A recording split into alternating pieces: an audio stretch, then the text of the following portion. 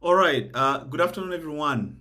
Welcome back to the first session of our master classes. I am very delighted to be here with you and for having been given an invite to take part in this very important venture.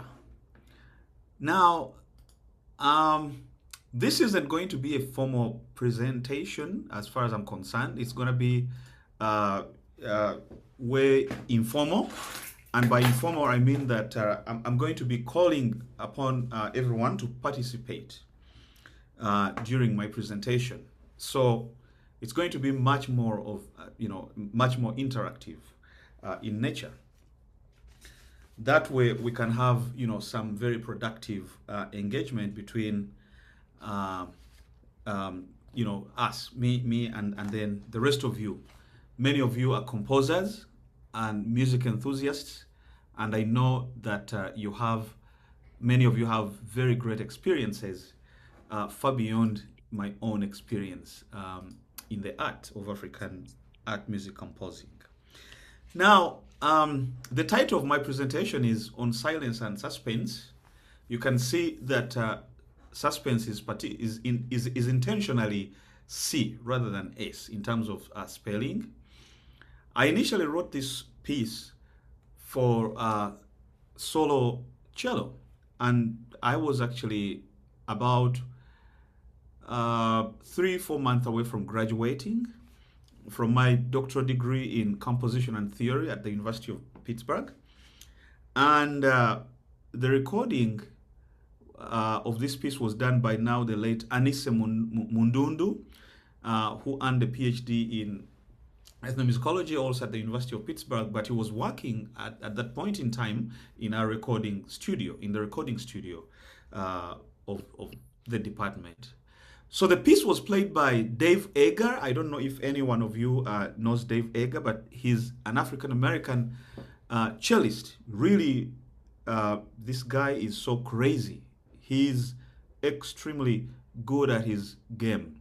And if you have a chance of working with him ever, he's so experimental and he will even do anything to break the conventions of performance.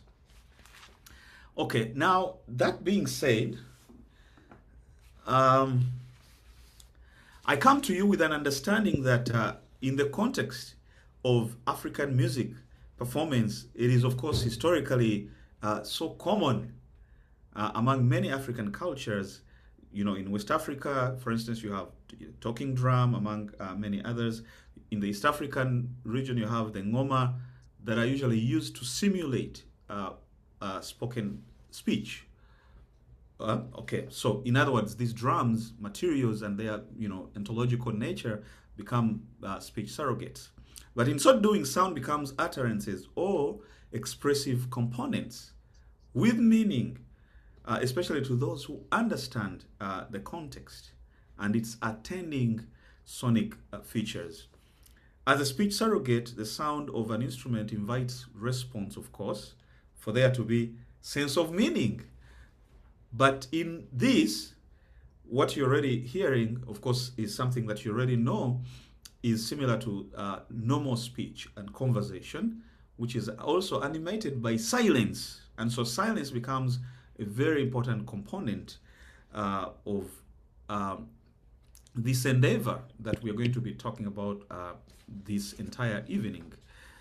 So, but how do composers approach speech surrogacy in African art composition? This is one of the questions that I ask. How is meaningful speech surrogacy cultivated if a composer, for instance, in this case, is working with only one instrument? How do you do that? How do you approach such a dilemma? Because you don't have a lot at your disposal. I'm not working in a similar way to Akineuba's, Chaka opera for 3 movements, so that he has a combination of, some Western musical instruments and then maybe traditional African instruments. But what do you do in the case of where you're challenged to do something that is inspired by African art music processes. If you are faced with it, I'm calling it a dilemma, working with only one instrument. What composition procedures in this case can be employed to simulate African verbal procedures? How can the atonal musical vocabulary be employed also as a template of speech surrogacy in African art music composition? And this is where I think I really go crazy with this piece that we're going to listen to and analyze in several ways from multiple lenses, because we are now in this globalized world, and so we are all keeping track of the transnational flows that are coming in, the cosmopolitans. And sometimes we have decided to experiment with all these materials that are coming in and flowing in from everywhere. And so I would draw attention back even to Ana Maria Guattier and others. Very interesting article where they talk about epistemes of sonic purification. In this piece, in fact, when I was writing it, I did not intend at all to evoke, by any chance, any episteme of purification, because I knew that I was dealing with an amalgamation of sonic entities from all over the place. So I'm dealing with something that I've called in my very most recent article Afrosonicity, meaning a whole part relationship of where you have parts interacting with each other, and in so doing they give rise to some emergent properties. An emergent property in this case would be a sound, an ontological sound that does not belong or subscribe to either territory. So you can't call it probably African quite, nor even Western, but it's just there in the middle, hanging in there with its entire controversies that the globalized world and its attending global economy brings to mind. How are dynamics employed to enhance sonic surrogacy? These questions are answered in the presentation I'm going to share with you today, by also sharing my composition. Oh, by the way, in the chat here, now that we have enough people, I'm going to paste here a folder that I will ask all of you to access, because in that folder I have a score of the piece, and I also have some spectrographs that we'll be looking at some point in time. But please, I caution you not to circulate the piece yet, because it's yet to be published by my publishers, Velagno Music, at some point in time, probably next year. So we are only using it we're using the scores for education purposes. Please don't use them yet anywhere else until the piece is officially published. So while the end result of this piece is basically to bridge the gap that usually exists between African and Western art music in general, the microtonal structure of Silence and Suspense will, upon analysis, foreground lots of internal sonic logics of African tonal languages at the intersection of pitch, sound, rhythm, and then dynamics. You have all these elements that are going to interact with each other. Remember, I talked about the notion of Afrosonicity being, like some kind of a sonic assemblage, kind of whole part relationship where entities, meet each other and then interact with each other to give us a sound that is irreducible to the sum of all the components that are interacting with each other. And it's even irreducible to the parts, the individual parts. So it's an emergent property of its own. So here throughout, I will actually argue during this presentation that in African art music composition, speech surrogacy can be enhanced by the interaction of multiple sonic elements, as we will be talking about these, including pitch, contours, melody contours, dynamics, phrase sentences, and their rhythmic and their attending rhythmic content. So throughout the presentation, I'm going to be playing for you components of the piece as we discuss them in detail, in order to demonstrate exactly what I'm doing here. Okay. Now I move on to my next slide. Here, I'm going to play you a video recording of Silence and Suspense in its Marimba version, which one of our doctoral students here in musical arts, and she's called Paige Maiden. She's a doctor of musical arts in performance. She's a percussionist. We worked on last year during the fall semester. So I was teaching a class on theory and analysis of non-Western music. And during the topic of structure, I brought up Silence and Suspense to challenge my students to really think through the idea of structure and what constitutes the notion of structure, and whether in doing so, this piece actually had anything, that we usually refer to as structure. And then from hearing the piece, she got interested in it, and she came and asked if she could, have the piece played on Marimba. Of course, as you know, my dear colleagues, fellow composers, many cello pieces would fit easily on the Marimba unless otherwise. So I was, excited for the opportunity, and I told her, yeah, let's go for it. So we collaborated the entire semester, gave her lessons on exactly how to interpret the piece on the Marimba, on a new instrument, since it was originally intended for solo cello. So we did that, and then this ended up into performances here at the University of Michigan, where I work as an assistant professor, and then we also had it recorded. Now, let's listen and then start engaging. I don't want to tell you yet about the piece, but I just want to hear your thoughts on what you think about what you're going to listen to. What do you hear? And we're also going to briefly talk about if you feel there is anything African about this piece, or even not.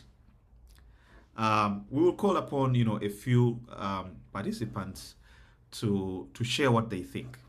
Okay, I have already shared with you my computer sound. It is in stereo, high fidelity, and I expect that you should be able to hear the sound. If not, then you may have to check your audios on your end. So here is Silence and Suspense, Marimba. We're starting with Marimba, and then we'll be talking about the cello version later. Feel free to open the folder in the meantime and even look at the score. The score that I've sent you, of course, is the Marimba draft. Sorry, the original cello draft score, which I'm about to improve upon and edit for the final publication purposes. Okay, so here is Silence and Suspense, Marimba.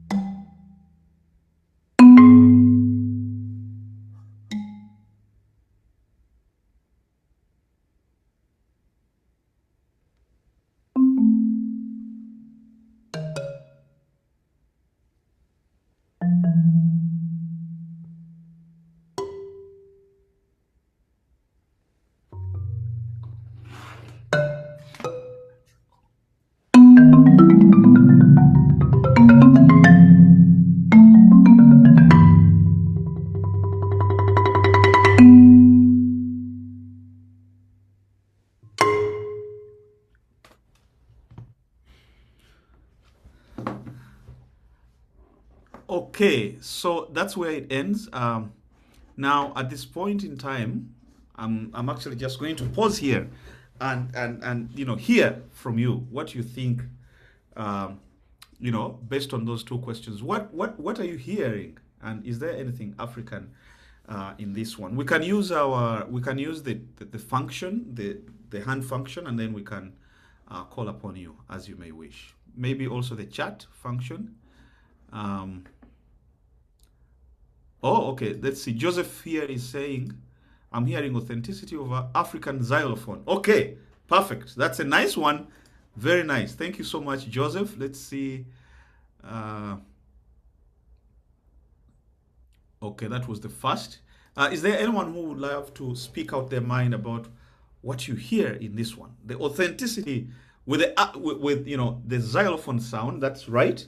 And by doing so, I actually intended to kind of simulate in a way the marimba makes it very easy for us to simulate the sound of the Chiganda xylophone, amadinda. It's called amadinda. 14 kid, wooden xylophones, which is, according to Klaus Waxman, tuned based on an equidistant pentatonic scale. And the interestingly is that you can play any song on Amadinda starting on any of those keys because they're equidistantly separated, by 1 and 5/6, intervals. So Klaus Waxman was using some kind of a cantonym system to be able to measure the sounds of a xylophone, and therefore I have that in mind because I'm a Ugandan, and I come from the Chiganda traditions of the Baganda people, who constitute the largest of the 62 ethnic groups that we have in Uganda. And I'm a xylophone. I play xylophones myself. Anyone else, by any chance? Okay, let me see. There are some comments that are coming here. Alaba says, Dr. Alaba, thank you. Do we hear the same authenticity from the cello version? Oh, that one is a very interesting question from Dr. Alaba. The same authenticity? Probably not, because we are now dealing with a different instrument, and I think we'll engage with that question further a little bit here, on some of the slides that are coming on next. Do we hear the same? Here, the same on the cello. Then we'll see how some of these effects translate from the cello. Well, of course, the cello has its own behavior and mannerisms and capabilities, and some of those things have been retranslated to fit here on the marimba. But definitely, that one is going to become a very interesting question.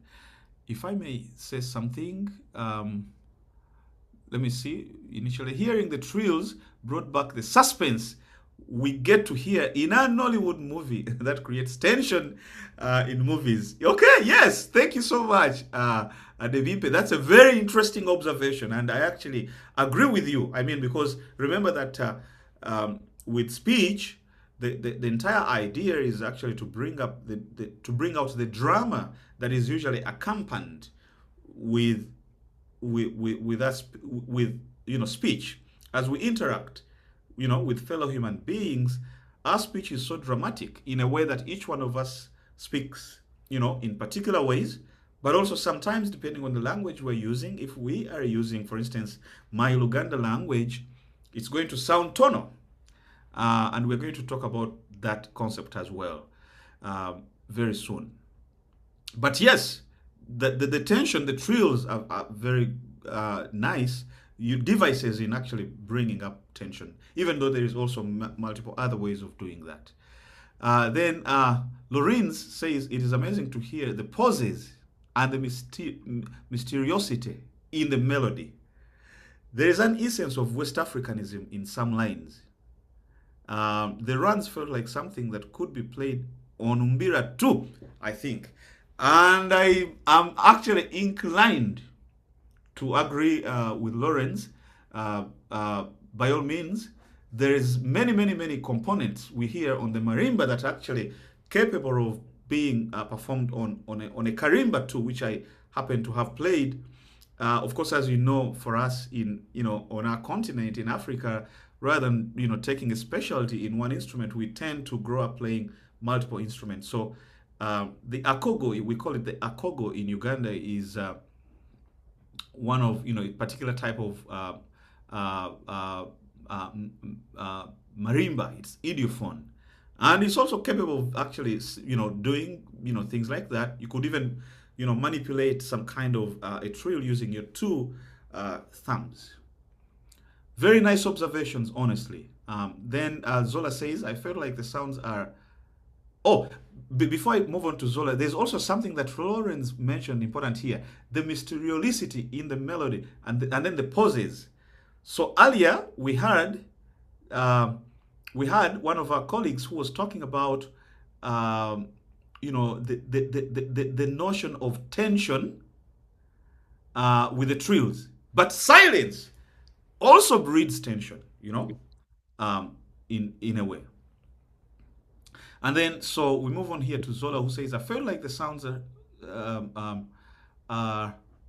let's see, suspended on each other somehow, and the whole piece is continuously trying to balance each other, also using the silence in between as notes. Yeah, yes, very important observations. The tremolos here can relate to Nigerian movie. This is now Mr. Eric noting this. Yeah. Then let's see here. We move on to Professor Bayo says, very interesting piece, skillful display of art. It's very difficult to pin this form of music to Africa. It is more like program music, typical of the West. What is close to this in Africa is procession music. Even at that, we can still point to the free flow movement of African music. Yeah. Yes. And I particularly asked the second question. I agree with Bayo that what do you think there is anything African with this?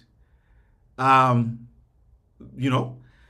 I'm actually going to I'll give you my own opinion after shortly. I'll be giving you my own opinion and how I actually end up intentionally undermining, but at the same time also foregrounding these elements by way of technique and use of dynamics, and then use of phrases, and so on and so forth. I'll get into the details of that soon. But he says what is close to this in Africa is procession music. Yeah. Even that, we can still point to the free flow movement of African music. Well, our procession music in Uganda, I don't know in the case of other parts of Africa, is usually rhythmical, and you have a sense of metricity. But in Silence and Suspense, I intentionally do away with a sense of metricity, because we expect, at this point in time when I wrote this piece, I had written other pieces after having briefly worked with the late Professor Akineuba, taking lessons from him at his house. At that point in time, he had already suffered a devastating stroke, but the young composers from Africa that were there, we still, reconvened at his place to get lessons and learn from him.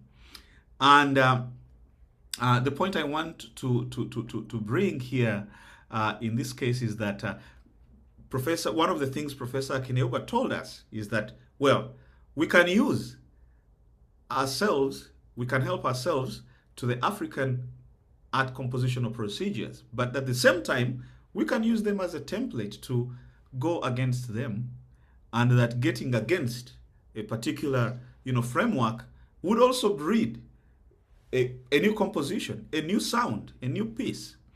And so I really wanted to write a piece that was experimental in going against, using, but at the same time going against the very rules that you set up for yourselves. And I'll be showing you this with excerpts of the transcriptions in the composition itself. Joy says dramatic and sound like storytelling. Yes, storytelling. Yeah, I can tell that, and I would agree. You're telling a story around the fireplace. I was one of those, the members of that generation that had the chance of being told stories around the fireplace by my mom, who just turned 70. And, they were not just narrating a story, in a rhythmical way. They took actually their time. The story was punctuated with silences. It was also punctuated with nonsensical sounds, having to blow into the firewood, also to push the firewood backwards, and then she comes back and picks up, the storyline from where she ended. And yes, it is right. And then Anderson also, my colleague Dr. Viana says here, the silence is one of the most difficult to be used in concert music. I think you did a marvelous, thank you so much, and I agree, I totally agree with this. Yeah, very, very difficult concept to use, and moreover in a very balanced way. This piece, this was a draft, this was, I think, about the 18th to 20th drafts that I ever wrote, because you keep, as you know, of course, you keep reducing pitches sometimes, you keep on erasing stuff and then refining and so on and so forth. Of course, I can see also Joseph here added that sound can be used in filming, especially in African movies. Yeah, okay, yes. Then Dr. Miracle says, I would definitely make a great African movie soundtrack. Yes, similar to Joseph's. I hear the suspense and music gives the drama already. Yeah, and I think I agree. The intention is right there. Then Gracia says, very interesting interpretation of the longer rhythmic durations. It really isn't lost on a new listener. It draws us in. Now, I want to take a minute on this very, very important feedback. At the time I wrote this piece, ladies and gentlemen, in 2020, beginning of 2012, some of my colleagues who happen to be Americans, American whites, African Americans. We had one African American also in the class, but the rest of my colleagues were, white Americans, were writing lots of atonal music. And of course, you take a composition, course, you're going to have an ensemble in residence, which is going to be playing your pieces. Your pieces have got to be performed. You have to work with the performers on the interpretation, and the pieces have to be presented. Now, I didn't like what my colleagues usually wrote, especially when it came to atonal music. And I think many of you will agree with me, if not all of you at least, that atonal music is not that much appealing to many listeners.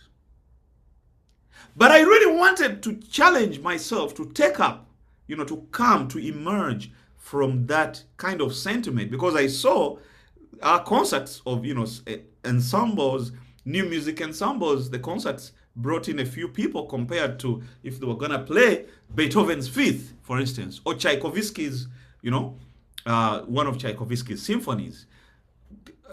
Tickets were sold out for those, in contrast to when it was time, for new music. So I did like lots of, the approaches that many of my colleagues took in writing their atonal, music. And I said, but why, how can I challenge myself to actually just go ahead and use, an atonal, a row?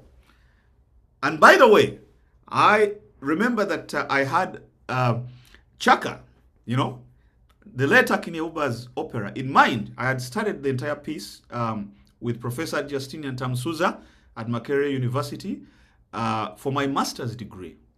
And we had analyzed it to its entirety. So now what I was asking myself, but what was it that Akineoba did that speaks to me, even though he employs a row, that these guys are not doing? And I even tried to silence the drums, in most of these movements, even be it Noli Way, in the opera for 3 chants.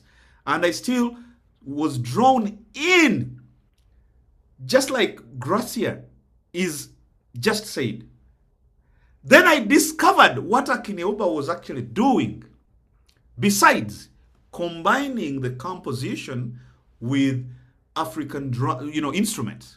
I actually discovered that he was working with a row in its raw form, by the way, and simply, breaking it into memorable, clusters of phrases, rather than, throwing out the entire row, 12 tones right away. He's breaking them up. He's spacing them up in a very interesting way, but also he's punctuating those phrases that he's now broken up into 4, 3 phrases, so that in the end, those phrases culminate into a conversation. And I'm listening to that conversation. For the very first time, I listened to Akineoba's opera, Shaka. I was so much drawn into it. And yet it employs, a 12-tone row. So, after having thoroughly studied what Euba was doing, I decided to challenge myself. And I went straight away to speech surrogacy. And I'm going to continue getting into the depth of that. But Gracia, thank you so much for this observation. Okay, let me just read here 2 more, and then we will continue with our slides. There's one Zoom user here who says, it sounds like a soundtrack of an African setting to invoke emotion of suspense, uncertainty, and yet giving the space to incorporate other instruments. Okay, very nice one. Very nice one. Adebimpe also says, it sounds African if there was no tonic solfas. Okay. And I think, and if we do not have any musical background, I think we would appreciate it more. And if we get to listen to it more than once, we would understand the concept. I think by tonic solfas here, Adebimpe is talking to the expansive pitch language, which I'm also going to come to. Of course, the piece has an expansive pitch language, even though I'm inspired by limited speech utterances, coming in from Luganda, the main language of the Baganda people, with just 3 tones. But then Remember that in composition, I know many of you, all of you are composers, you would also, when you're writing a piece, one of the things you're thinking about is how the piece develops. You know, what accords an African art piece a sense of forward motion. How is this piece going to proceed? Even though you're going to lend yourself to repetition, but what happens in the course of repetition to the phrases? And that's a very important question. We will never do away with if we are to write something that is sensible and something that can be respected by our colleagues at the North Atlantic end, because if I were to tell you some of the comments that were coming in from my colleagues and even senior composers from this end of the aisle, some of them were interestingly phrased. I'm not going to go into them, but I think we have a very great potential of commanding a sense of respect as African art composers, because we know our music way back, we know our roots, but also the most important thing is that we know Western art music, and we are able to draw from all those influences and come up with a very interesting Afrosonic, entity. So here I'm going to also Adebimpi had added, I think, Schoenberg 12-tone methods. Yeah, yes. And then Trevor says, theoretically, I hear rich dynamics, short rhythmic, disjunct melodic phrases, prone to 20th century compositions, leaning perhaps to 12-tone melodic material, yet not wholly bound to such.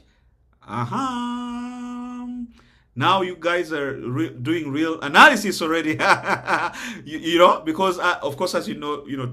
By the time Schoenberg, the likes of Barak, Webern, the second Viennese school, came up with a 12-tone kind of musical language. They also jotted down lots of rules that you had to follow. For instance, you cannot repeat any tone until all the tones of the row are completed, blah, blah, blah, blah, and many things, But in this piece, I break many of those rules and stick to the driving force of the piece is what do I want to do as the piece progresses, as the piece attains forward motion. What do I want to do? That which would engage my listener and capture their attention is a very important question that I ask myself as I walk through any composition. So here, Trevor continues and says, I do hear the storytelling component, but I don't hear, from my knowledge, a fully cyclic element, nor the pentatonic tone. But what I perhaps hear is the polyphonic rhythms of African music. Yes, that's right. Perhaps presented horizontally, exactly, if I may express it as such. Then so Trevor is actually noting very important points, things that I actually do in the piece, and intentionally, by the way, and apologetically, if I may say. So especially given the context of the piece, that I was trying to also school my friends, my colleagues in a way, but it was just doing fun. The piece came as, a fun doing activity, because I was like, but why is your 12-tone row music isn't sounding well? Well, let me just combine it with a few African musical procedures and then, share with you how we would probably write more appealing 12-tone music. Now, on that point, let me just mention right away that... Okay, where is my slides? Over here. Thank you, everyone, for your observations. Really, this was very excellently done. Now, I have to mention right away that There is a lot of influence that is emanating from the idea of speech surrogacy, which Lucas, has defined as, I quote, a practice of three main things: systematically replacing utterances into a spoken language with three other sounds. And I want to repeat this.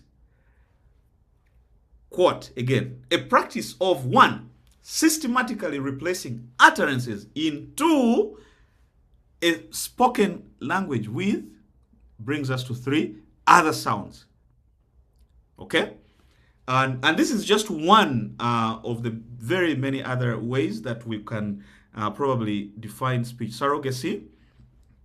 But just this is one of it. But it's a very, very, very broad phenomenon that has engaged, linguistic anthropologists, ethnomusicologists, music scholars, and many others. Now, we know that speech surrogacy has multiple functions, and these are all things that speech surrogacy does. Functions of speech surrogacy in our communities back on the continent of Africa: ridiculing, telling stories,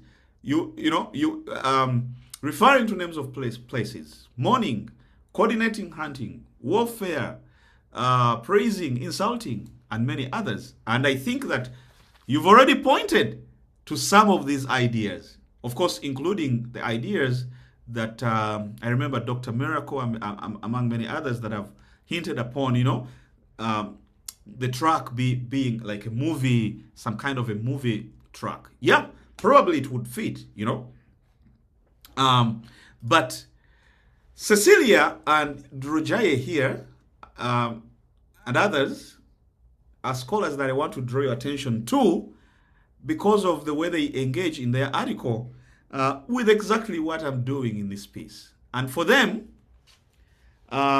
they are looking at, they basically looking at Yoruba dundun drumming as an oral tradition in the article, one that follows, that allows for the manipulation of gliding pitch contours in ways that correspond to the differentiation of the Yoruba linguistic tone levels.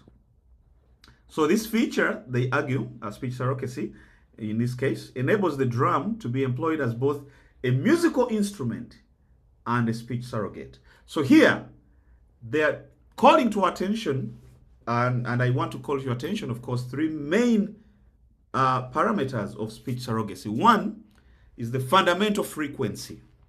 So here, as we speak, as we engage in speech, of course, we bear in mind that speech is characterized by the number of occurrences, or of a repeated, unit, maybe per second.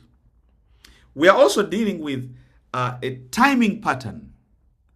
Now, the way you choose and write the phrase is going to play a lot into the timing pattern. And the way you also write your contrasting phrases. Maybe you have a call phrase and then maybe an answer phrase. You have, those speaking to each other, and their timing pattern is going to help me think about characters. How do I create my characters in a story, a musical, a sonic story that isn't employing necessarily text or words or utterances, but rather I'm dealing with only sound? How am I going to ensure that I have characters in this storyline that are speaking to each other? The timing of the phrases and the micro timings of within each of the phrase plays a very important role in the in your quest to invent a character, a musical character in this case. And then the intensity contour of syllables of the phrase. Here, the dynamics are going to come into play. And we know that we can speak at varying intensities. This is the reason why I'm going to lend myself a little bit to the spectrogram so that we see how intensity plays through. The spectrogram helps us, look from the inside of the of a sound, and be able to get an idea of how it plays through, especially with regards to the fundamentals of a particular sound, and then its attending overtones.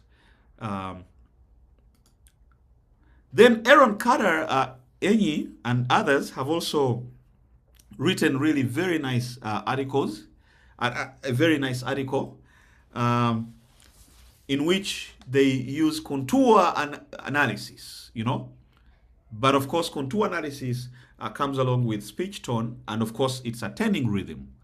And I love, if you want to, look out for their article a lot also, that would give us a very good idea of some of the analytical nuances I'm going to accord to this piece. So in their article, Aaron also used Yoruba Dundun, the talking drum, as the most iconic, speech surrogate in Nigeria, perhaps West Africa, to apply a contour analysis. So what they do is that they analyzed recordings from Igbo culture of southeastern Nigeria of an oja, so oja flute. This one is a flute.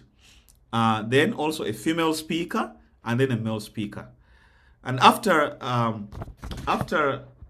preparing a performance, the participants also completed two main tasks. That was mapping speech to flute playing, and then identifying phrases played on the flute. The contour analysis that they employed here, which I may also lend myself to, in this case in their work, was applied to annotated recordings to study the mappings of speech, tone, and rhythm from voice to instrument in parallel utterances by the three participants. Remember, the participants were the male, the female, and then the flute, the oja. Response time between the flute playing and response phrase identification indicated each prompt's relative clarity. So there was a sense of clarity here. And so participants were successful in converting speech to music, but also the other way around, music back to speech. However, they also found that in converging speech to music, they found that declination was not part of the mapping, and that basically indicated that it was only a phonetic artifact of speech, which did not carry along with it its functional load when it now came to speech surrogacy. And so this calls to our attention that probably there is a lot that could be lost as we try to work with Western instruments, however much some of them may be used to simulate African musical instruments, probably by way of extended performance techniques, but there's still lots of things and important details that we may lose at that point in time as the two sound cultures interact and rub off each other. Now, how about in Buganda? Buganda is the largest of about 62 ethnic groups, and the people there are called the Baganda. They are the people of Buganda. Luganda is the language that the Baganda people speak. So everything is nda, nda, nda. You have nda, The country is Uganda. Then the largest group, Baganda, their kingdom is Buganda, their language is Luganda. So, Luganda is a tonal language. Ladies and gentlemen, I call to your attention. And as a tonal language, Uganda has three main tonal levels: low, medium, and high. Each of these levels contributes to the phonetics of the language in that the tonal and often rhythmic alteration of any syllable, word, or even phrase could change the meaning itself. Now, Buganda is divided into multiple clans, and each of those clans also has totems. These totems are oftentimes reproduced on a drum. Now I'm talking about speech surrogacy in Buganda, but there is multiple approaches to speech surrogacy. in Buganda, especially when it comes to playing the totems. The gesture of playing the totems is a gesture also of pride in one's clan. Now, I have two examples I'm going to call your attention to here. In example one, this gentleman is going to play the totem of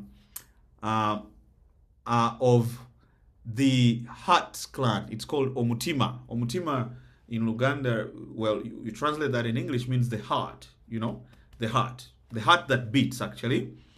And then in example two, that would be the totem of an animal called the mpeo. It's a kob, K-O-B, and it falls under the antelope family, But the two are approached differently. So there's not one monolithic approach to speech surrogacy in Buganda. There's actually multiple. And I want to play you both examples so that you see the difference before we get into the analysis of the cello version of the song, in which I'm going to open up some, measures from the score and then talk about them with regards to what exactly I'm doing at particular moments in time, and so on and so forth. Now, here is one excerpt. And listen carefully to it. It's a short one, and I'll play it twice so that you take a very, very close, pay close attention to the phrases. Remember, the phrases are going to vary in terms of length, in timing, and also in intensity. Okay, so here we go. Here is the first example. For the Mutima clan, the Hearts clan.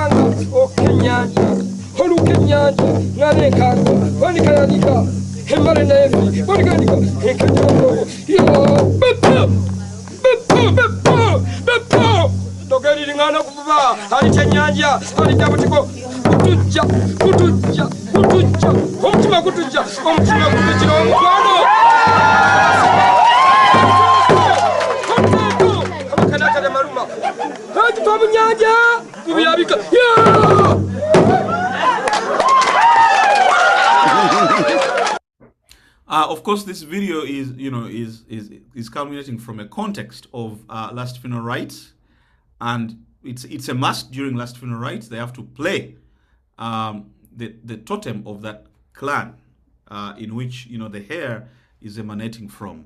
Let me just play this one more time for you to listen to the phrases, the intensity, and then the interaction of the person who's playing with the speech surrogacy that is being played. Then I want you to think of, is there any synchronicity there? Are all the words really synchronizing quite well? The phrases, the speech phrases synchronizing quite with the sound of the drum? Or we are hearing some synchronicity, but also asynchronicity. Yeah?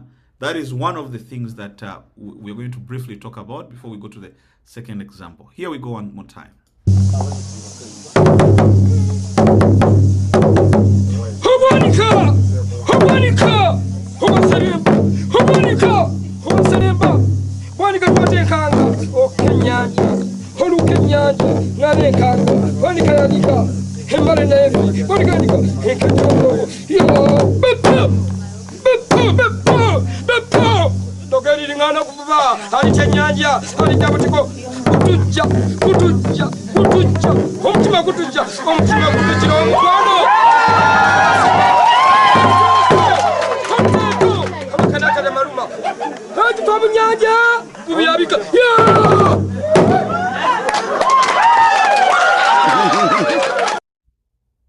Okay. There's a new comment that just came in here from Tez. What makes this piece African is its poetic nature. The absence of the natural beat allows for more poise. The subsequent usage of 5/3 rhythmic values captures the poetic nuances. Exactly. Echiganda, okutontoma, exactly. Exactly. That's it. And I think Tez is referring here to silence and suspension. Now, uh, in some of your submissions, I remember I think two of our colleagues in attendance hinted upon the idea that maybe we don't have a clear, we don't have clear metricity. Sometimes, procession music played on these long horns in Uganda is metrical, and so you have your melody that is being played by hocketing, but I think you have a consistent feel of a beat, or a count at least. But in the first example, my dear friends, is there any one of you that feels that felt a sense of metricity from the beginning of that speech surrogacy performance to its end? Did you feel that this guy was actually, adhering to a particular metric unit throughout? What do you think? Let me see here. What do you think about that? Did you hear, metricity in that? Maybe my ears could be wrong, but I don't hear metricity. Let me play it one more time.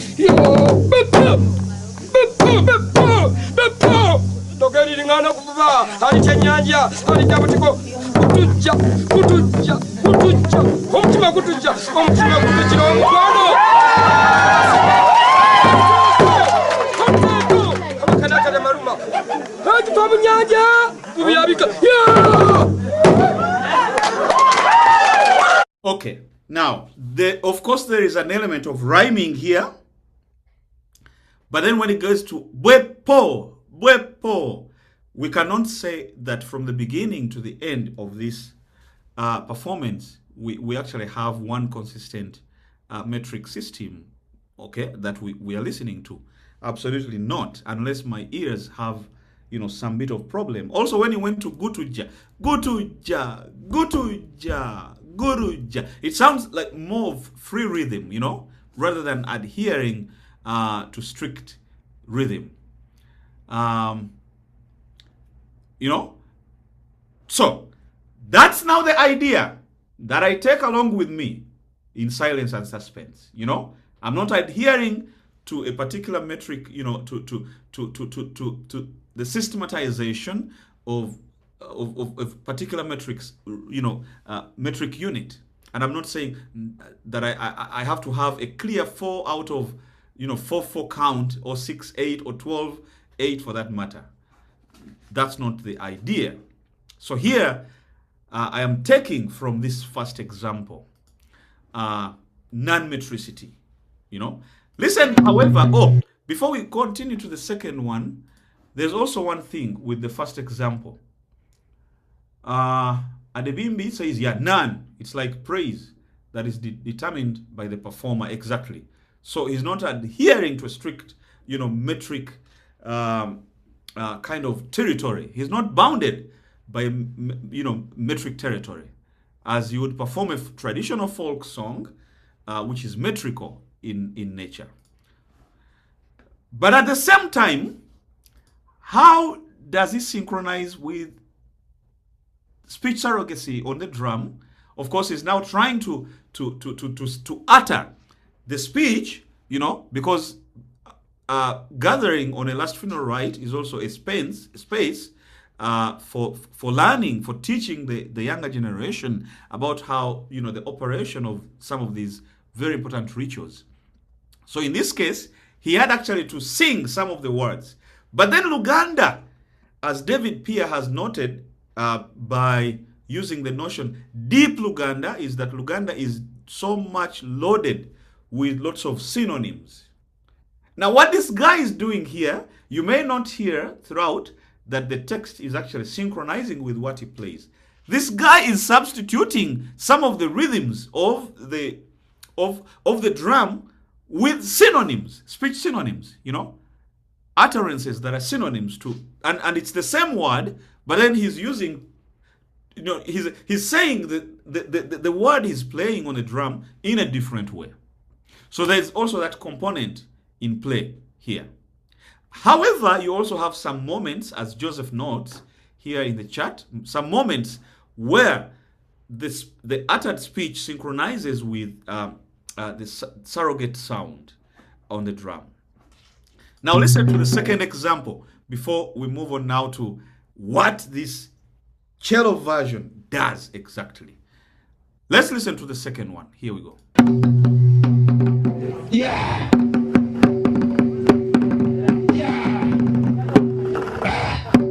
Yeah. Yeah. Yeah. Yeah. Hey.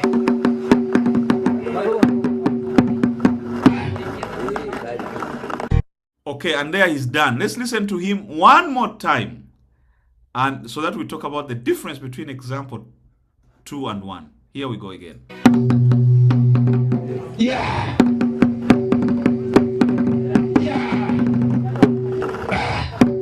Yeah. Yeah. Yeah. Yeah. Hey.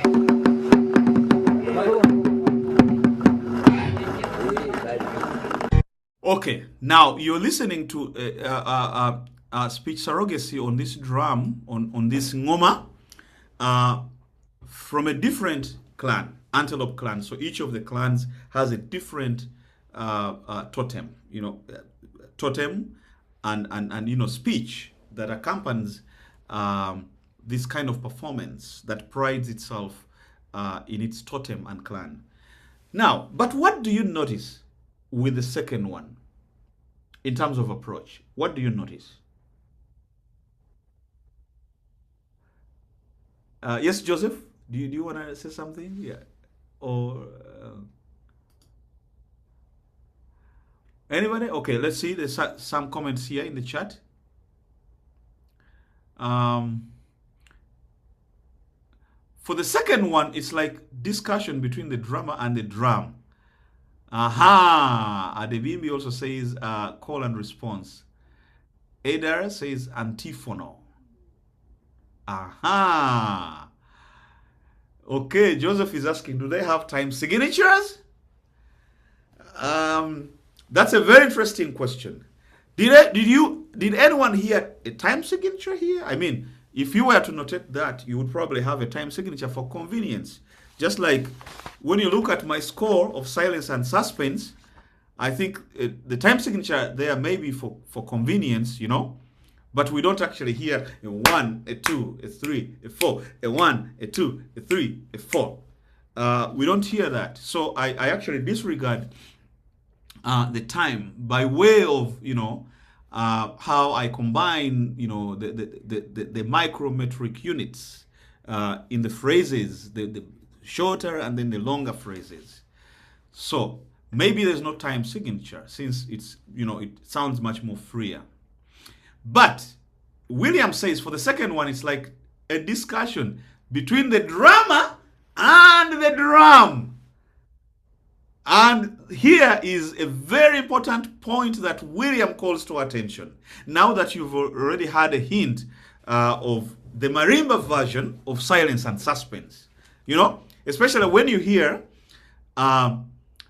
Maiden, the musician who played it, muting the slabs, bang, so that it doesn't resonate.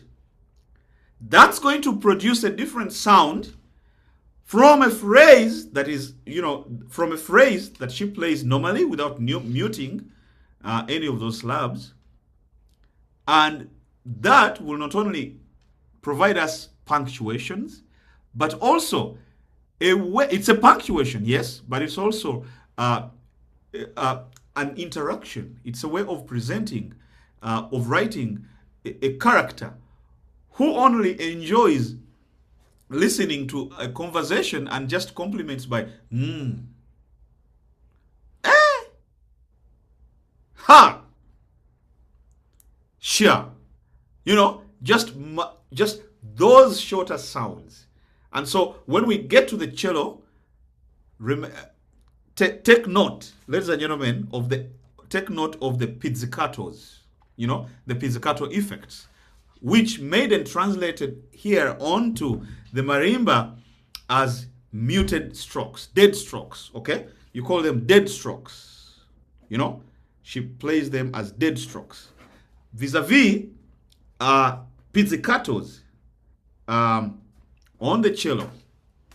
So, William, thank you so much for that point. And that is something that I actually do in Silence and Suspense. And I'm going to point your attention to it at particular selected moments on the score that I'm going to pull up shortly. So there is indeed a conversation between the drummer and then the speech surrogate itself. So the person who's playing is a character by himself, but also the drum is a different character in this case. Then let's see. Before I come back to Eda's point, let me move also to Lorenz. I think the drummer is putting words into rhythm. They play but evoke emotions, not really focused on any theoretical structures or guidelines. The most important one for me is that cultural heritage is kept alive through music, rhythmical percussion, and chants of glory. Yeah. So now, and I think there's a very nice point in this one. I want to call your attention, however, to the idea that in the second excerpt, speech surrogacy is mainly performed, and then I'm looking at the player as coming into, to interact with, or even to interrupt for that instance with those punctuations. Of course, at multiple intensities, right? So here, he's not quite playing, he's not quite duplicating the speech, but he's rather interacting with the speech surrogacy that we hear on the ngoma. He's interacting, and so we are looking at two different characters here. Whereas, in the first example, we may even think of 4 characters, and you may characterize those elements by way of musical phrases. We had, for instance, Bwepo in the first instance when it came to Bwepo, Bwepo, Bwepo. You could describe that as a character of its own. And we're going to look at this, the spectrograph here, and look at the composition of, the relation between the fundamental and the microtones. When he went to gutuja, gutuja, gutuja, gutuja, and we had some sense of synchronicity there, by the way, because he was saying gutuja, gutuja. At the same time, he was also drumming, and so there was syncing there. But there was also multiple other moments where synchronicity was lacking because he was substituting certain words for the ngoma with synonyms of it's the same word, but he's instead substituting it with a synonym to really culminate into a very complicated linguistic interplay here. Because if you're not Luganda, if you're not deeply embedded, if you're not, acquainted with deep Luganda and its attending, intricacies, you may not even be able to tell of what is going on here. But finally, before we continue, Eda pointed to the notion of antiphony, musical and poetic practice involving alternate or responsive singing by two groups sometimes, or even often, and so on and so forth, as we know. Yeah, And you can have characters in a horizontal manner. It may not be vertical, the way Bela Bartok does in his string quartets, many of his string quartets, so that violin 1 is a different character from violin 2, from the cello and the viola.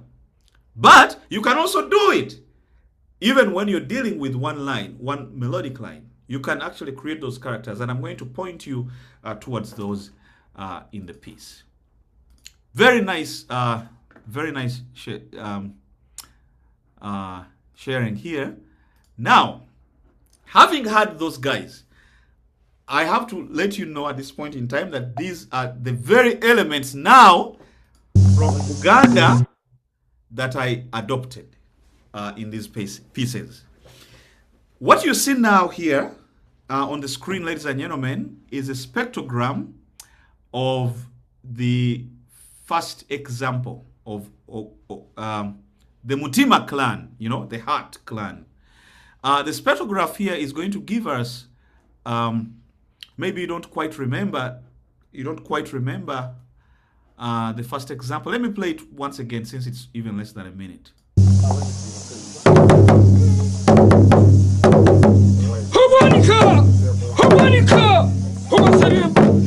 Okay, if I may stop there for now. You know that it starts with hissing, and if you look at the spectrograph here, I selected sunset to give us a very good contrast, so that we know, so that we are able to interpret the formants. So in here, the hissing that we hear, if you look at my cursor that I'm moving, I'm so sorry, it happens here at 44,400 hertz down. No. Sorry, almost at 0 hertz here, where my cursor is moving, but this is blocked by this. I took a screenshot, but the number is being blocked here. But this is the hissing that we hear over here. And then the drumming begins here. The drumming begins here, and it's fundamental, where you see the really bright red. Here also is the drumming. Here is the drumming. So you have these strokes. Ta-da-da-da-ta, ti-di-di-ti, ti-di-di-ti. Now, what do you see? Look at how the formants play out, Depending on the intensity of the hitting, it's going to produce, that sound, and then that sound is going to dissolve into silence over time. But we can see that the dissolution of the silence also leads to the disappearances of the reds until you get to the blues, and then all the way up to black, which is, just, noise and then silence. So if you look at this, you can call it a phrase, rhythmic phrase, and this rhythmic phrase, and this rhythmic phrase. We can even conclude that these 3 rhythmic phrases are played at the same intensity. The very good thing with this spectrogram is that it actually gives us the inside of the piece, but it also gives us an idea of the structure of the piece, if I may use that term. So these 1, 2, 3, first 3 phrases look similar, right? So it's the repetition that we hear at the very beginning.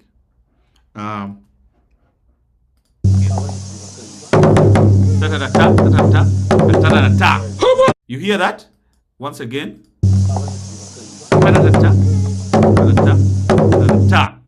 Exactly. So we go now here. But then the texture here is going to change. I'm moving my cursor now, ladies and gentlemen. The texture here, all the way here, up to the end, is changing. Now, if you just look at this phrase, one of the things why it's changing is because he's introducing in the voice, whose fundamental is now going to be here, around here. But the drumming is still here, down. So the drumming, the yellow that you saw here in the first 3 phrases, is the fundamentals. So we still have the fundamental of the drumming here down, but now the fundamental of the voice is over here. It's a little bit above the drumming. And now, because voice has its own technical, technicalities depending on the intensity, the force you are using to say a particular word or phrases is going to determine how the formants play out. Now you will see that this phrase, combining now the drumming, the hissing, and the voice, is almost similar to this, right? But the intensity here of the voice is going to change. But in between, we have these silences. Do you see these silences? Blue down, a little bit red, here, small dot of a red coming in, I think, from the hissing. But in between these, you have silences. These are your silences here, silence, silence between those phrases, and here and there. And so, most important here to mention, ladies and gentlemen, again, is the intensity. So, and the contour of the intensity. So, if you are playing a drum, what, from what point is he leveling his hand that is going to beat? What is the kind of strength that the player is going to use, and to produce a particular dynamic quality, what's the quality of the intensity? So we can say this phrase that these two phrases are almost similarly identical, right? This and that. These three were identical without the drumming, and now we have the drumming here, very identical. Then we start to get variations of phrases. Do you see that these three are identical? And they're quite different from these ones. These ones are shorter from the outlook of the spectrogram itself. These three are shorter, right? And if you move on now, he's going to repeat these phrases, and you're going to see the repetition of the phrases also is represented here in the spectrograph.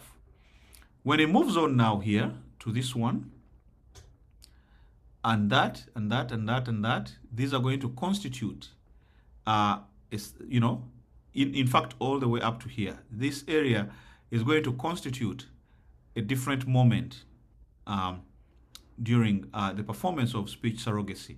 But you have on the drum as well as the vocal, the two interacting with each other. Of course, the hissing is there. I think it was evening.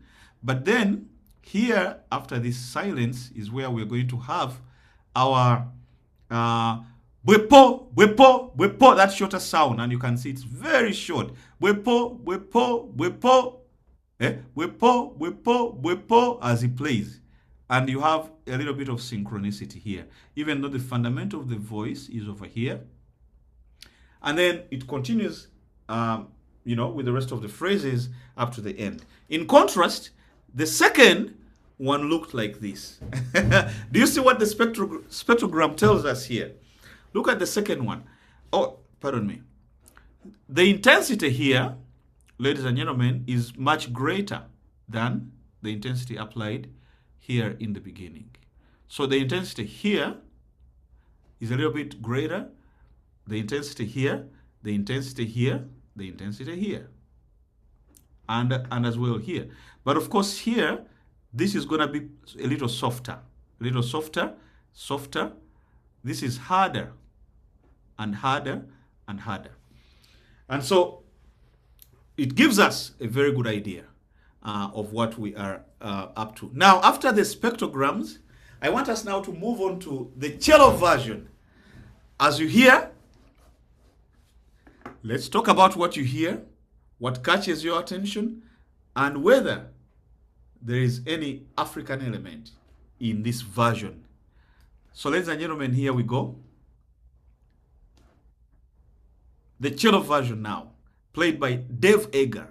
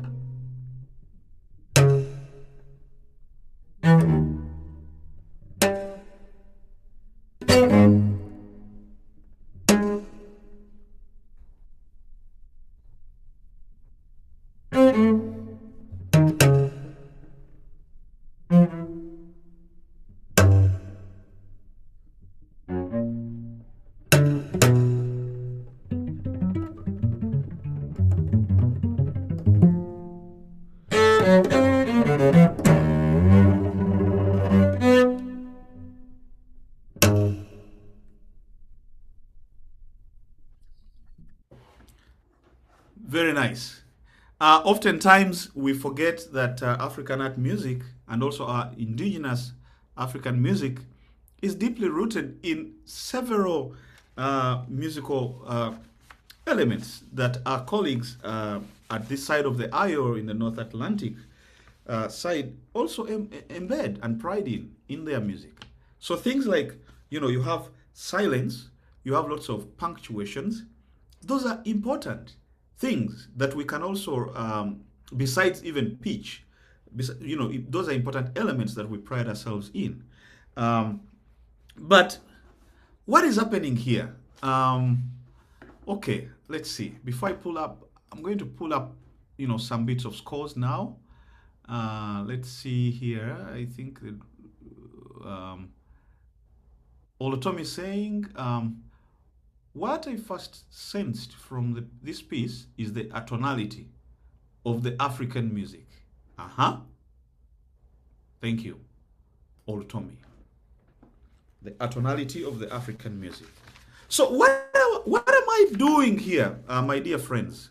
Taking inspiration from Akinyeuba, I mentioned, remember?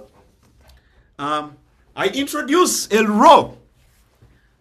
Okay, Professor Euba splits up his role in Shaka into three, especially in the very first movement, and he accords each of the phrases 4 notes of that role. Well, I do a similar thing, but also go a little much more crazier. So, I'm using a row, ladies and gentlemen, and my row, in this case, is opened by an F sharp, as you can see, and it's gonna end at A, natural, over here. But I split up that row into 3 times And yet, it also has 3 unequal phrases. We could probably say that the first phrase, which you're looking at here, which is highlighted, would a little bit sound the same, maybe like the second one. But I want to call your attention, ladies and gentlemen, how intensity helps us here to build speech surrogacy. You know, you have here your descent from an F sharp to a B flat, which is, I think, a perfect fifth, if I'm not mistaken, unless otherwise. So let's see, F sharp to A sharp. No, I think it's gonna be, what interval? What interval would this be?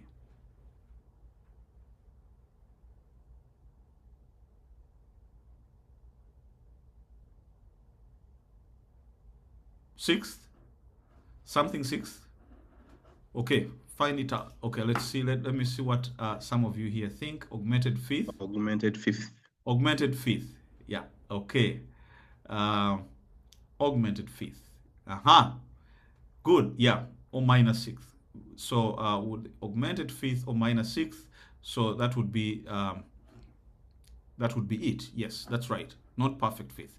Okay, now that opening interval is going to play a lot into the character, the character and the characterizations of the musical phrases. It's a very important one, but you don't need to maintain it throughout. You know, of course, as you see here we have this descent from. I mean, this may sound as though it's a transposition. You know. Because initially opening was an F sharp, but now we go to a B natural.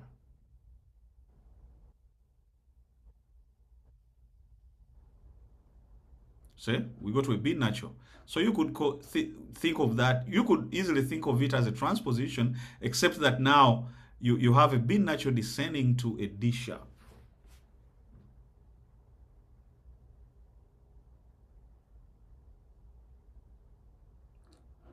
What would this interval then be?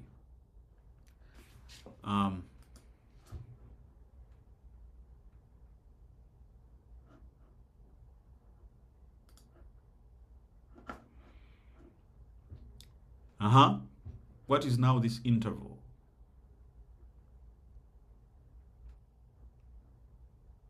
It's also an augmented fifth. It's also an augmenting it from down. Okay. Yeah. Okay. But one most important thing that that manifests in this phrase, and this is a very important phrase, my ladies and gentlemen, as we compose, we think through the very little tiny bits that we write. You know, look at how the first phrase closes. It has this descent from a G to a C sharp. So it's basically closing with a diminished fifth, right? But then look at what this second phrase is closing with, and even the contour of that, you know, closing portion of the quintuplet. You have an F and D. You know, that's a major sixth, right? So you're already building your suspense, your tension, because you're repeating something here, and to somebody listening to it may think of this, of course, as a transposition, and it maintains that sustained character, but you're not going to conclude the phrase with this falling interval, but instead I'm kind of inverting it, in fact, so that it closes that way. But anyway, that's the second portion, the second half of the row. So here we are dealing with only 4 of these notes of the row: F sharp, A sharp, you have your G, and then C sharp. But here we go to B, D sharp, which sustains all the way here, F, and D. We haven't repeated any of the notes of the row yet. And then you come to its completion here. You still have 4 notes. But what is happening here? So you have your E, A flat, C, and A natural.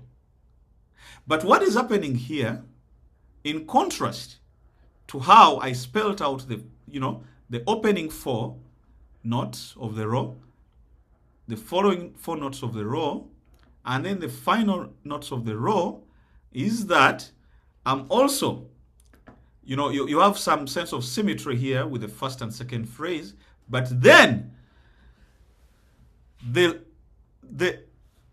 closing 4 notes of the row are contracted, in fact, rhythmically, I mean, this is the entire phrase, as we see it here, which is our third phrase, and it's longer than the first 2. But then within it, its opening actually also gives us that function of the closing 4 notes. You have your E, A flat, C, and then A natural to complete the row for the very first time.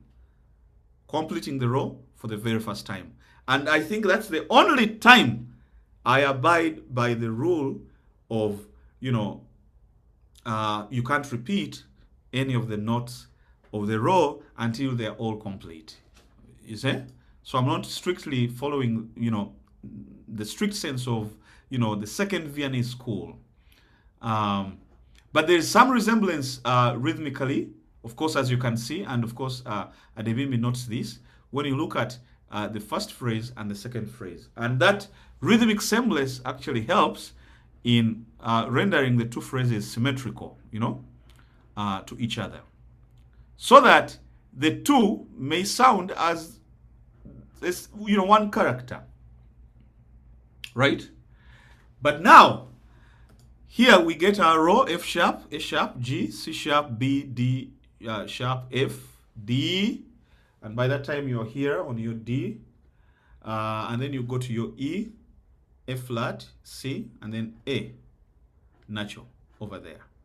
Listen to this portion and then hear how these 2 phrases move with each other.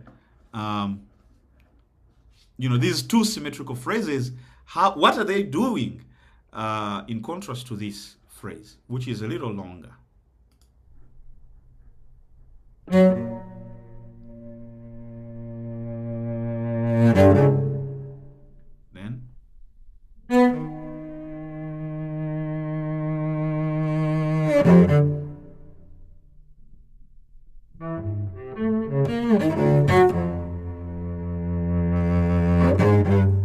now,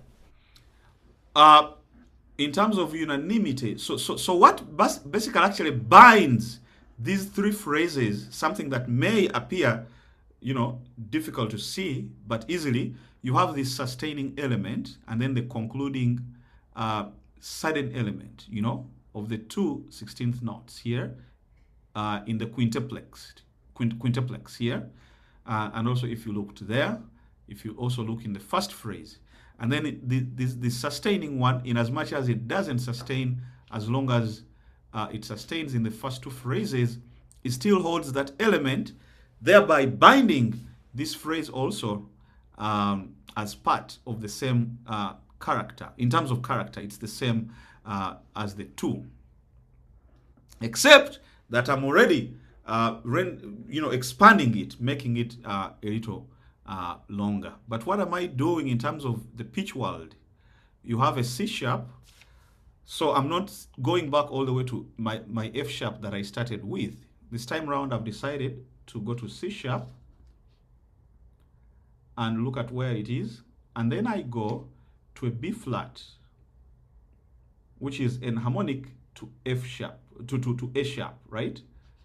So you have your A sharp over here, which was the second note, of course, in the row. But then I move to an E. I don't go to a G as I did initially, and then I come down to a B flat. So you can see that I'm already breaking the rule here. I'm already repeating the B flat. Then you have your F sharp here, which was, starting. And then what I decided to do, because I want to, right away from the beginning of the piece, I really want to tell my listener, to alert my listener that this piece is going to be transformative in a way. It's going to, well, it may have some repetitions, but those repetitions are going to transform into larger, expanded phrases. Maybe some others are going to be contracted. You're going to have overlaps of, in terms of rhythmic characters, and so forth, and so on and so forth. But one thing I also forgot: intensity is very important here in enhancing, the audibility and how articulate the phrases are. So you can see that this effect of a sforzando, then immediately going to a PP, bam. So it's so the sforzando. So you only have the first note, bam, but then PP, and then immediately followed by the crescendo, bam, bam. It's already going to create that dramatic feeling, And we have all these in our, speech surrogate performances. The very two performances that you saw, they are very dramatic, because these guys are actually dealing with multiple things. They are varying the intensities, they are synchronizing their speech sometimes, especially in the first example, with the ngoma. Sometimes they break the rule, and in the first example, this gentleman is applying synonyms. He's playing a different phrase, but then he's also saying a synonym of that phrase, and they're not quite synchronizing, because the synonym he's learning himself to is different in terms of sound. But otherwise, these phrases are actually speech phrases. However, I try to expand the pitch language, and this is why I decided in the first place to use a 12-tone roll, because I don't want to limit myself. I decided not to limit myself. I could have written, as I've done elsewhere in my other pieces, start off with a pentachordal pitch class set, and then as the piece progresses, I expand. The pentachordal pitch class maybe gets into, I expand it to maybe diatonicism, and then maybe later to chromaticism, so that, the pitch world is also achieving that sense of expansion. I could do that in a similar way I've done elsewhere in my other pieces. But here, I decided from the very first time to actually start off with a few pitch, collections. So we have here an F sharp, A sharp, G sharp, but then you have a C sharp, So we could have thought of these three at least as, presenting the three Luganda pitch tonal levels, the three. High, and that's your F sharp, mid, A sharp, and I want to say that the G sharp here, I'm making a case, is also within the mid range. But then the jump down to C sharp is what separates it, from the mid and then the high. Therefore, bringing us now to the three pitch levels. Then here, you have an interplay of still the three pitch levels, except that I disguise those levels by the way I use the pitches, by the way I use a tonality. I'm intentionally disguising those levels, but they are there, because you can even see here in the second phrase, B would be our highest, but our mid now in the phrase would be a B sharp. So the pitch range keeps shifting. It's not static. And then our low would be the F, and then going back to a D, which is a mid. So the D sharp and then the D natural are within the same range. But honestly, the B would be higher, come off as high, and then the F as low. Okay, Adebimbi here says, I was about ask for the tonal pitch levels. Okay, I think I've now answered your question. So you can see that while I'm applying a lot of uh, uh, influences that are coming in from speech surrogacy in Buganda, I'm also disguising them. Basically, I'm hiding them so that they can only be revealed with a critical ear, or I could even say with a very critical analytical ear, but of course, and a comprehensive understanding of how the piece works in this case.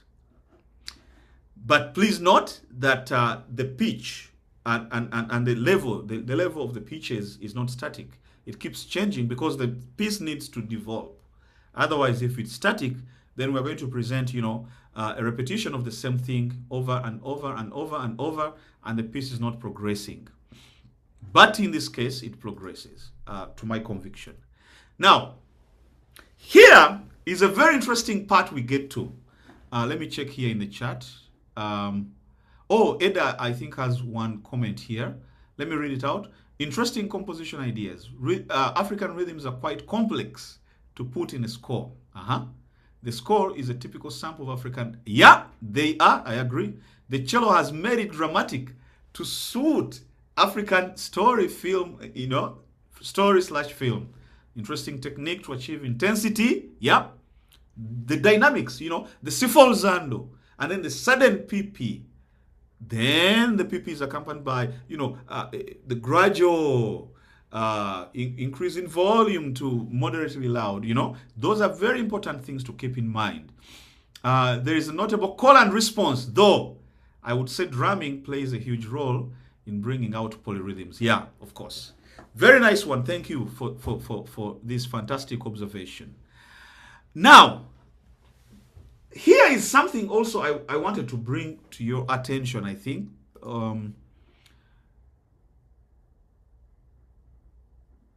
Okay, I think somebody has a question. Yes, Tez, go ahead with your question. Let me answer the question, please. I'm actually just adding on to what Eda is saying because I felt like I loved so much the cello version. It allows for more resonance sound. The marimba, in its nature, sort of being wooden, there's a lot of in its way it creates its suspense, but the cello being a string instrument, I felt like I was picking up on some other harmonics in between each phrase, the first 4, 5, 6, 7 bars, up to actually the point at which you finish stating the entire tone row. Yes, so for me, the cello version is really, really a good go. In terms of bringing out more character and suspense itself.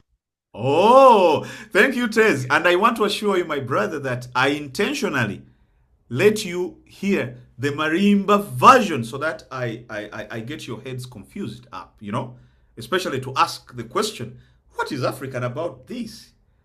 Maybe not quite. I mean, we have a limitation, and that's why I actually had this presentation of getting you listen to the piece the other way around. The cello version is the original version of the piece, and I was thinking about the ndingindi, which is the one-stringed fiddle as well, and this guy, really holding his fiddle and fiddling near the bridge alco, which we refer to as alco, really makes it sound like a ndingindi string. That one-stringed fiddle, my indigenous fiddle.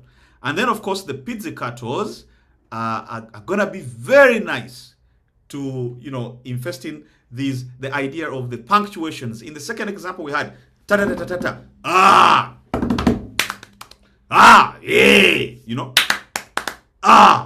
those ones.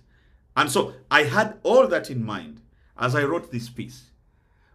And I know that even up to this moment in time, except if you have probably attended a class like this, you would say, there's nothing African, I swear to God, nothing African about this piece. But yet, many African components actually, micro elements are embedded in the entire piece. And they're hiding themselves there. We only need to find them and look for them, but they're there. Now, what do we want to talk about here? Oh, let's see. There's somebody else also in the chat. Um, I'm not seeing the charts again. I don't know why. Maybe I'll ask the founder to help me. I no longer see the chart. Um, I wonder why. Yeah. I am not sure how to resolve that, but I can. Oh, okay. I got it. I know why. I know why. Um, oh, Adebimbi also added that we could see the rules of 12 tone rolls broken exactly, and it is not a rigid style. Uh-huh. But I want to ask, did you follow a matrix to achieve this? No. Adebimbe, I did not follow a matrix. I have no retrogrades.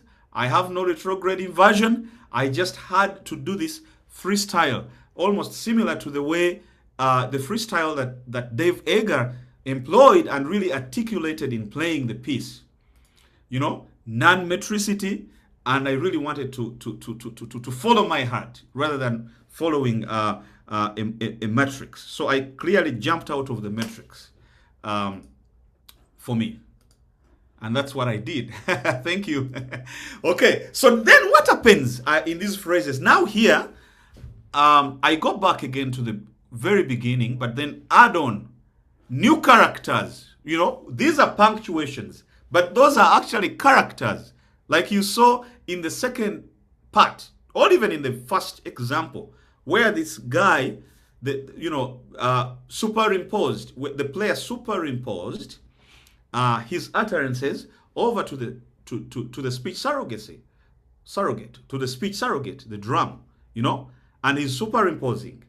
But also in the second example, we had those elements. In as much as the second example performer did not interrupt that much, except to actually hold a very nice conversation, with the speech surrogacy. So he played, and then hey, and so that's exactly what I'm doing now here in this component. Remember, that's our first phrase. The second was that. That was the third. And this is the fourth, which is still, resonating to actually all these. The fourth is still resonating to all these. Except that the descent to 3 now, this descent from B to E flat, then E flat is falling again to C, is a moment, of forward motion, as the material repeats itself, it also introduces, tiny components to it. And then soon we get to our first punctuation here. The reds are going to constitute the same character, just throwing out phrases, telling a story, probably playing out those, stories on a drum, phrases on a drum, 4 phrases, 1, 2, 3, 4. And then, following the second example, the player is now beginning to intercept the phrases. Okay? Here. You see the P's here. I love the cello version too. The P's here. But then the alco gives us a very, very short segment of what previously has been a very long phrase, So this is just taken from, the ending of the phrases here. You can see that, right? And then it's right in the middle of this punctuation. So here is our conversation now going on at a serious level.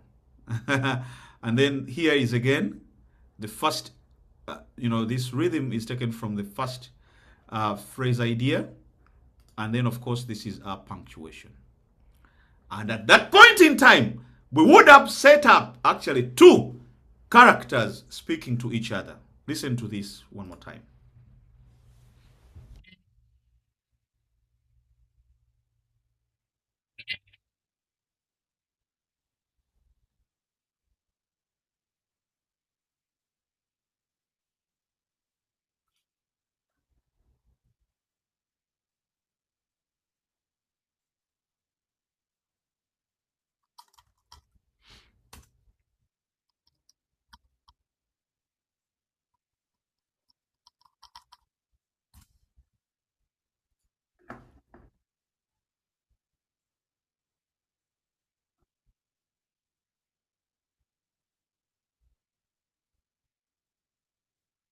And then that guy, that is going to be something completely different. As you can see on the score, if you have the score, that is going to produce now a much more radical, this guy is really getting radical with this conversation. The very first idea, as you can see from,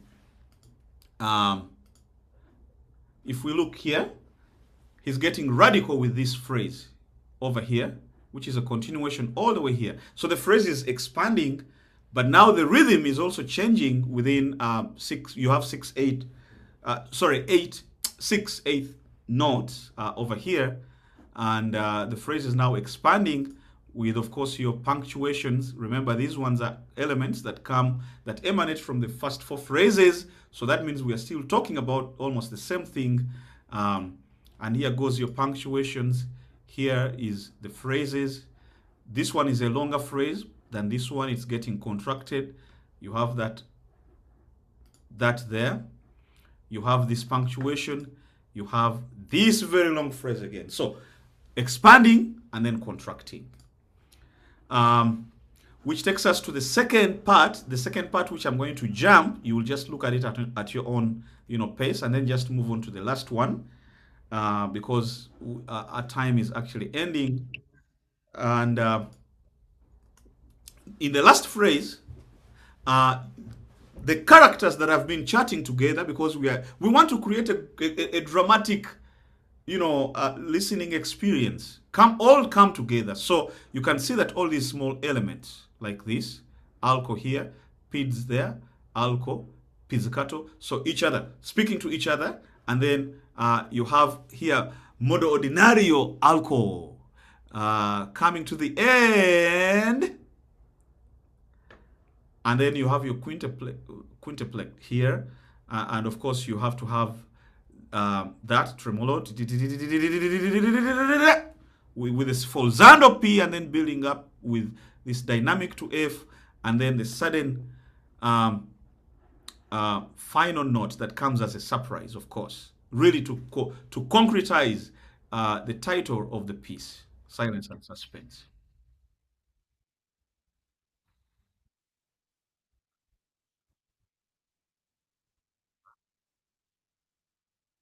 There.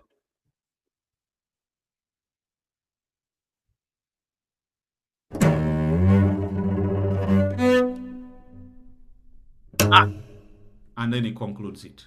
So, ladies and gentlemen, what has happened in this piece is that I've played you the examples of the 2 totems that were being played, and the 2 present 2 different ways of approaching speech surrogacy in Buganda.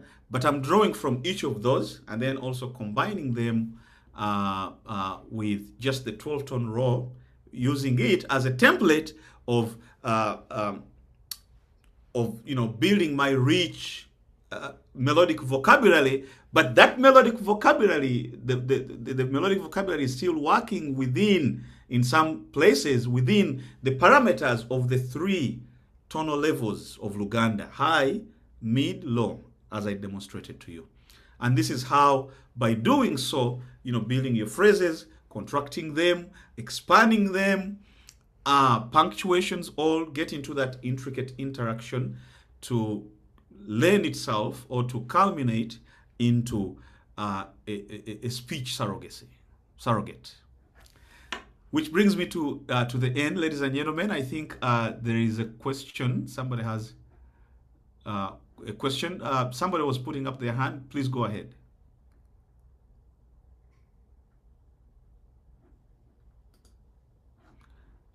Somebody was raising their hand, I think.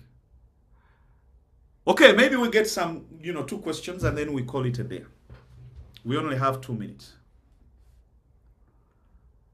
That's the piece. So, I mean, it's so surprising that, if anybody listens to it the first time or even looks at the score, they're just going to say right away, there's nothing African about this piece. But I'm very much sure, ladies and gentlemen, that after this, after this night, you have a very different sense of what this piece actually is and where it's lending its influences from. Yes, Dr. Laba. Dr. Lwanga, thank you so much. Welcome. First, I have a comment, and then second, I have a question, an obvious question. Okay. The comment, first and foremost, is what you've been able to demonstrate to us today is the limitation of our music appreciation, music vocabulary, and the extent to which our analysis of music and also our listening and perception of what we listen to is overwhelmingly shaped by Western musical cultures. And that's why we'll listen to what you have composed and played for us today. And first, our first interpretation is to first look at, this is something that will be composed in the West.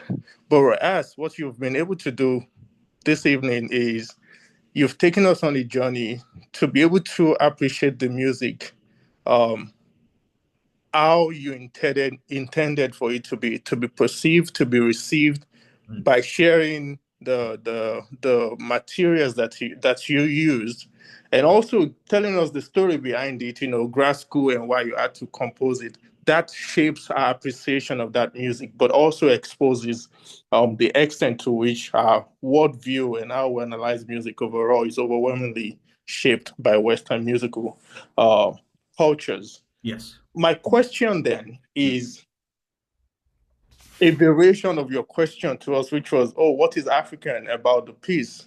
Which, I mean, you've been able to answer. So then my question is, what is your own take on African art music? How might we, or how do you define African art music? That is my question. Thank you. Okay. Thank you. To me, I define African art music as creative work by Africanists that is also notated, and the reason why I'm saying by Africanists is also not to shut the door away from our composer colleagues who may be from North America, but they have also studied, maybe drumming styles and music of the East African region for a very long time, that they've got an idea of it, and they are able to lend themselves, their creative processes, to some of the African musical processes while they write their work. So, what I see in African art music is that it's actually a very advanced and intricate creative venture, because, as you know, there is nothing monolithic about African. We may have multiple approaches to speech surrogacy. The way speech surrogacy is approached in West Africa may even vary there in that region, but may not be the same as how we approach it in Uganda. So what does this then mean? Going back to the question of what is African art music? It means it is the creative processes of bringing indigenous African musical idioms into conversation with non-African musical idioms. Because whether we want it or not, we are not going to avoid the conversation. Even if you brought an African pianism, piece, and it's on piano, but the piano is not already African by virtue of it being a piano. So it's basically that space of interaction between African composition processes and non-African composition processes. But as a must, they must be written, they must be notated. Those people that talk about decolonialism will be very unhappy with me, but I have to say I'm not a radical decolonialist who wants to say that, okay, because I want to decolonize myself and decolonize my music, let me also abandon Western notation, or let me even abandon English in the first place, and just present my work orally. I'm not going to do that because I want to participate in the global flow and exchange of creative ideas. And therefore, we end up occupying that space that Bode Omojola has talked to us about in his book on, art music in Africa, the space that welcomes and things from all over the place. That's all I can say about African art music. I think there's one more question. Thank you, Dr. Lwanga. Thank you. Okay, thank you so much.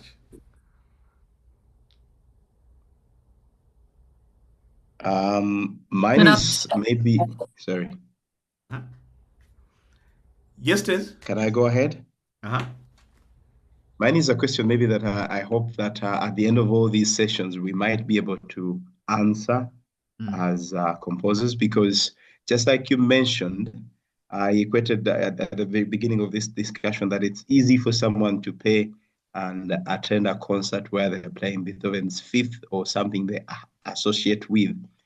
When you started playing your first piece, which was for Marimba, even as a composer, I could struggle at first glance to sort of find the Africanism in this. But then upon this detailed discussion and going into the in-depth understanding of the intricacies and every logic behind, you find that actually this is African in nature. Then it poses a question for everybody and my fellow composers that how do we go about making sure our music is clearly understood from the onset and not dismissed? Because at the first glance, it's just written on paper.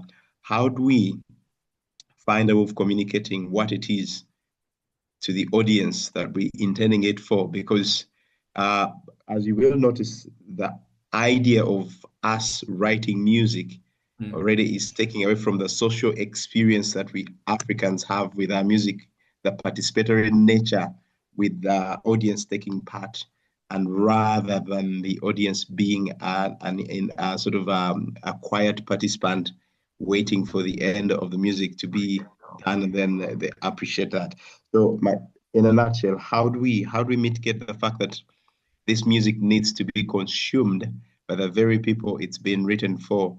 And how do we communicate the details or the ideas we have behind the music, just like for today, as reading the legend that you have shared with us, and I was like, oh, this makes sense.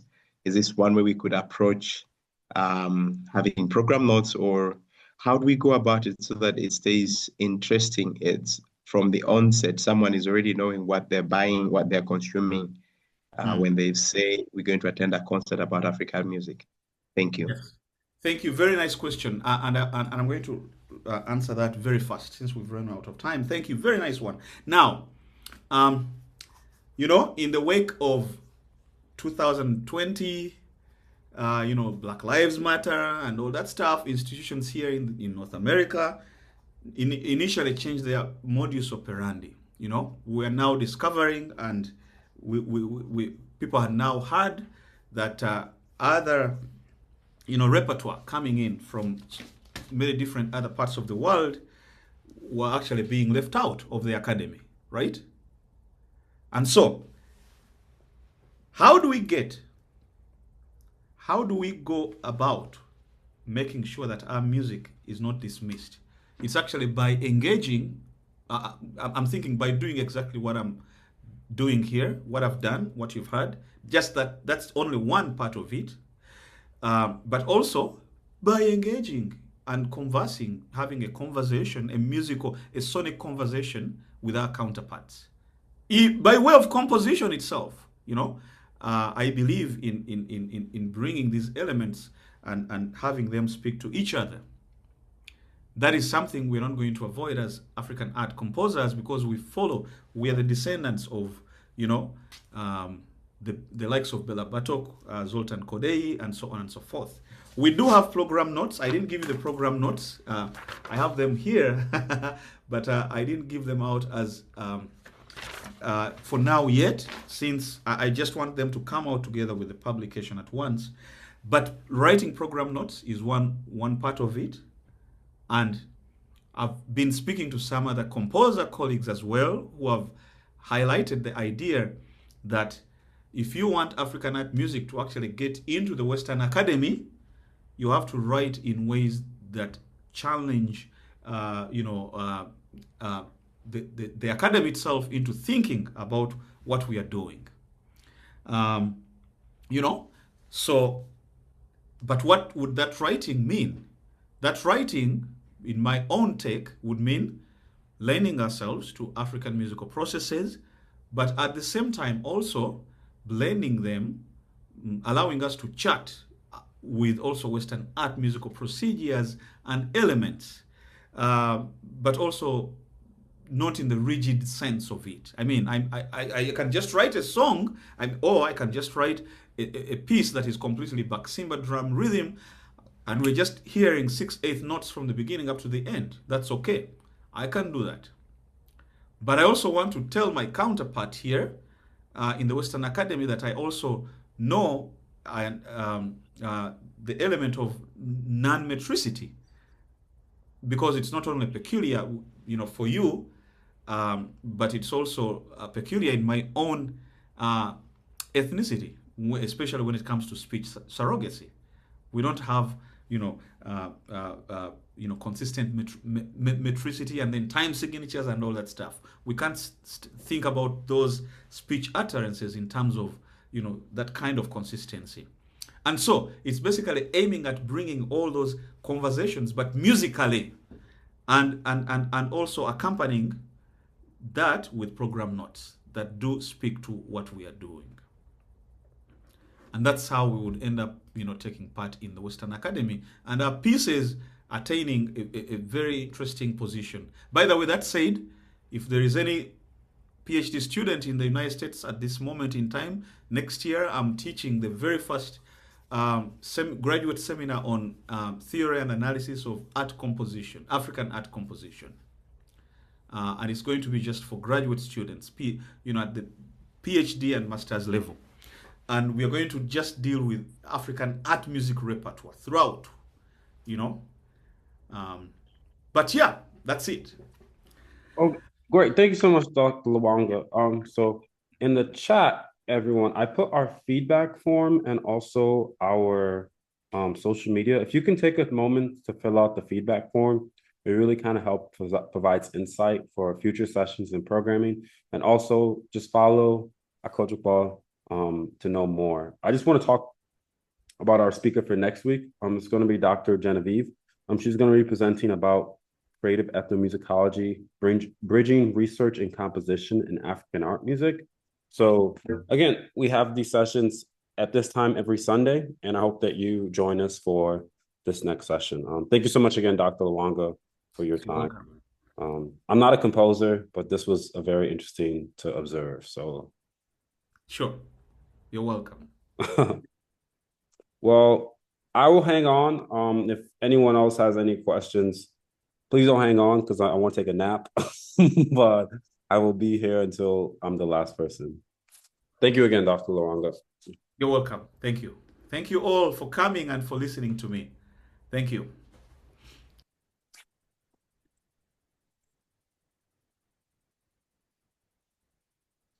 Don't forget about the forms. Please and thank you.